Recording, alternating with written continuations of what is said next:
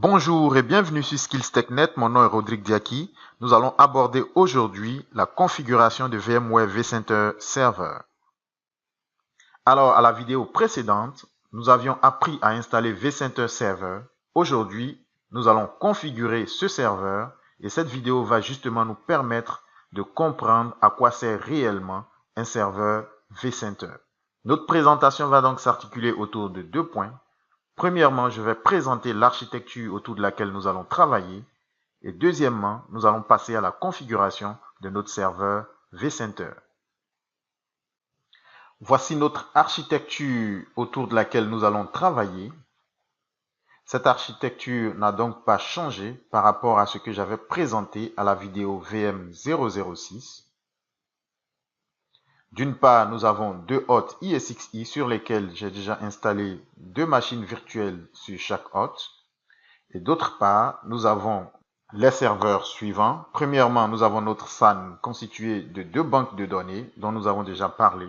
Ensuite, nous avons notre serveur DNS et notre poste qui nous permet de gérer notre infrastructure VMware vSphere, c'est donc un poste Windows 10. Et enfin, notre serveur vCenter que nous avons installé à la vidéo précédente. Aujourd'hui, nous allons donc configurer ce serveur et à partir de ce serveur, nous allons pouvoir gérer concomitamment à partir de la même console nos 2 hôtes ESXi. Et il faut dire que nous accédons à vCenter à partir d'un poste Windows 10 via un navigateur. Nous partons donc tout de suite avec la configuration de vCenter Server. Nous voici donc dans notre environnement VMware Workstation. Et avant donc de commencer, je voudrais juste rappeler que notre infrastructure VMware Workstation se chevauche donc sur 2 postes physiques. Le poste que voici, sur lequel j'ai installé notre serveur DNS et vCenter Server. Et le second poste physique contient nos 2 hôtes ESXi et notre serveur SAN FreeNAS. Et notre serveur DNS que voici nous permet donc de résoudre les différents noms d'hôtes que nous avons utilisés au cours de ce déploiement.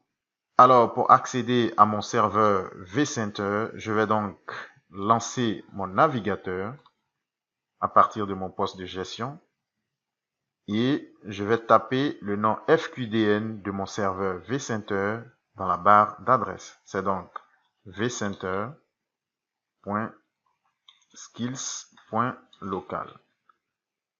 Et cette résolution de nom justement est effectuée par notre serveur DNS. Je fais donc entrer. Voilà. Et ici, je clique sur poursuivre. Et là, j'accède à la première interface de mon serveur vCenter. Ensuite, je vais cliquer sur vSphere Web Client. Voilà. Et ici, je vais m'authentifier.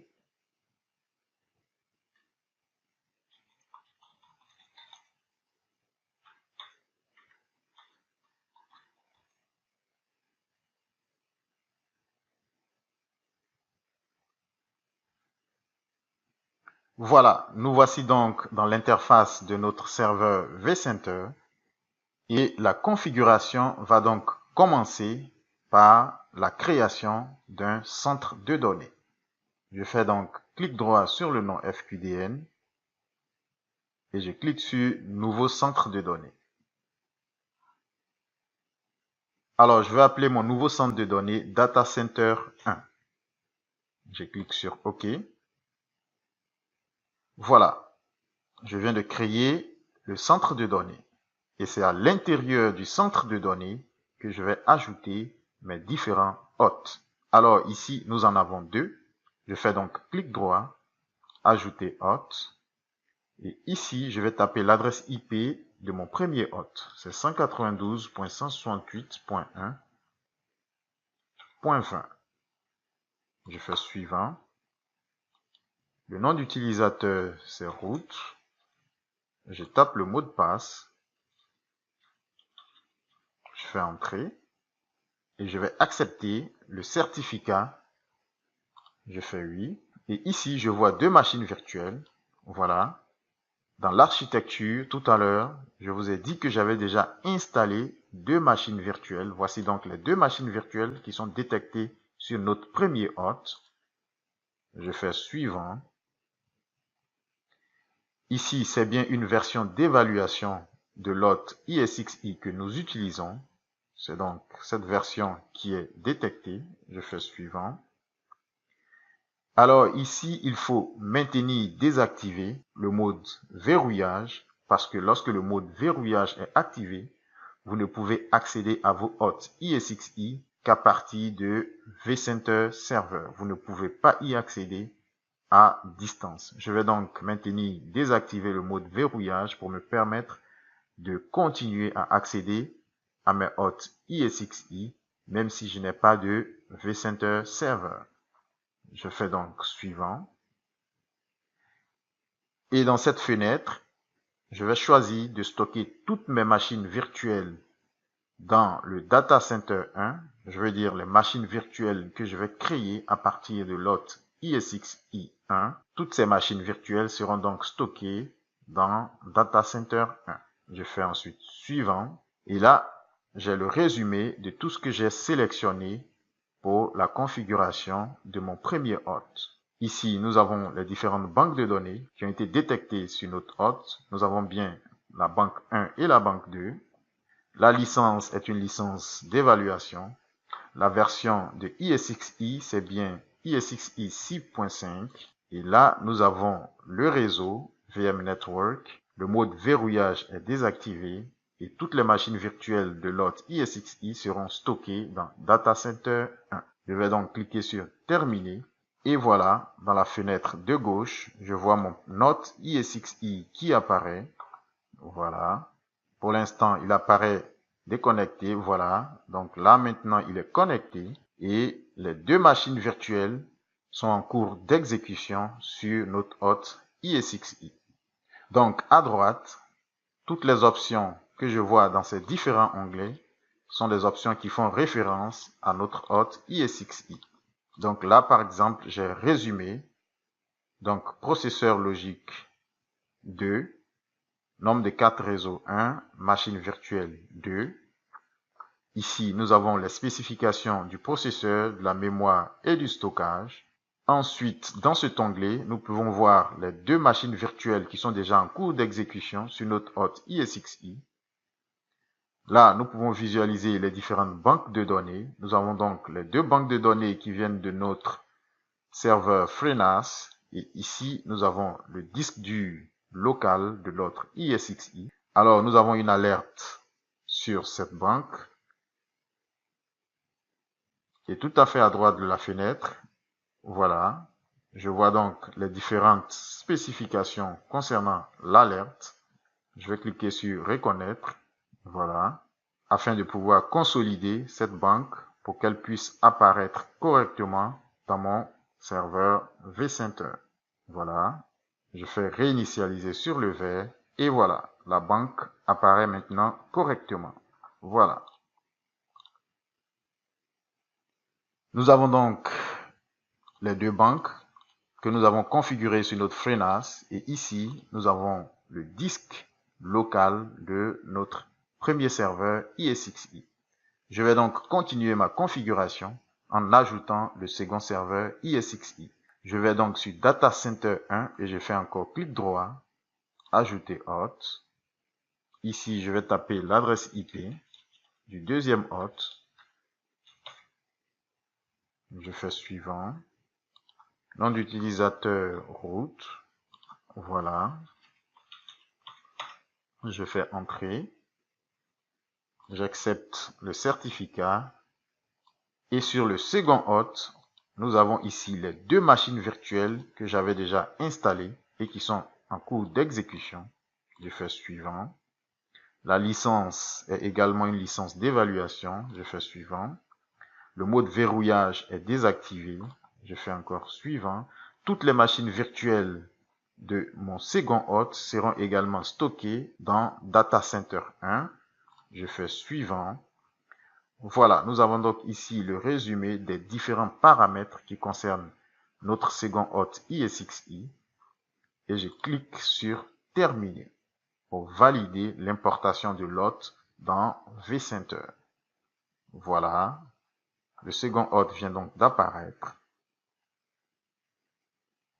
Nous attendons donc patiemment que vCenter consolide les différents paramètres de l'hôte pour qu'il apparaisse correctement dans la console. Voilà. Voici donc les deux machines virtuelles qui concernent l'hôte. Nous voyons donc ici que dans la console vCenter, nous avons nos deux hôtes que nous pouvons gérer de façon concomitante. C'est vraiment ce à quoi vCenter Server sert. Comme nous l'avons déjà défini, c'est donc une console qui permet de centraliser la gestion de notre infrastructure VMware vSphere. À partir d'ici, nous avons également la possibilité de créer de nouvelles machines virtuelles, de gérer toutes les ressources qui concernent nos différents hôtes, et c'est vraiment l'interface appropriée pour la gestion de l'infrastructure VMware vSphere. Nous allons donc parcourir cette infrastructure et voir ce qu'elle contient. Alors, si par exemple, je veux créer une nouvelle machine virtuelle sur le second hôte ESXi, je me place donc dessus et je viens dans VM. Et là, je clique sur Nouvelle machine virtuelle. Et dans cet écran, je peux créer une nouvelle machine virtuelle. Si je veux modifier les options d'une machine virtuelle, je peux donc cliquer par exemple sur VM1. Voilà. Et ici, j'accède à toutes les options qui concernent VM1. Donc, quand je clique sur Action, nous avons également les options de l'alimentation, du système d'exploitation, du snapshot, de la console, de la migration. Nous avons déjà vu toutes ces options dans la vidéo VM005. Et ici, par exemple, j'ai modifié les paramètres. Voilà. À partir d'ici, je peux donc modifier la capacité de mon disque, la capacité de la mémoire, le nombre de processeurs. Et je vois bien que pour certaines options, il va falloir arrêter la machine virtuelle avant de la modifier. Il s'agit donc de la mémoire, du nombre de processeurs, de la carte vidéo, etc. Par contre, pour certaines options, je n'ai pas besoin d'arrêter la machine virtuelle, comme la capacité du disque, etc. vCenter est donc une interface appropriée pour la gestion globale de notre infrastructure VMware vSphere. Nous pouvons également configurer des banques de données en cliquant sur Banque de données. Voilà. Ici, nous avons la liste de toutes nos banques de données. Et quand je clique sur Banque de données, voilà, j'ai toutes les banques de données qui sont listées et j'ai la possibilité de créer une nouvelle banque de données en cliquant sur Nouvelle banque de données, en faisant Suivant. Donc, je sélectionne l'emplacement de la nouvelle banque et je clique sur Suivant et je choisis le type de banque et je peux continuer pour pouvoir ajouter une banque de données. Voilà.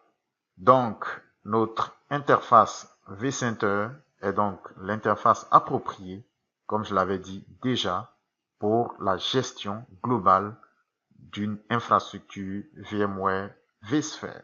Voilà, ainsi donc prend fin cette présentation. Merci de nous avoir suivis.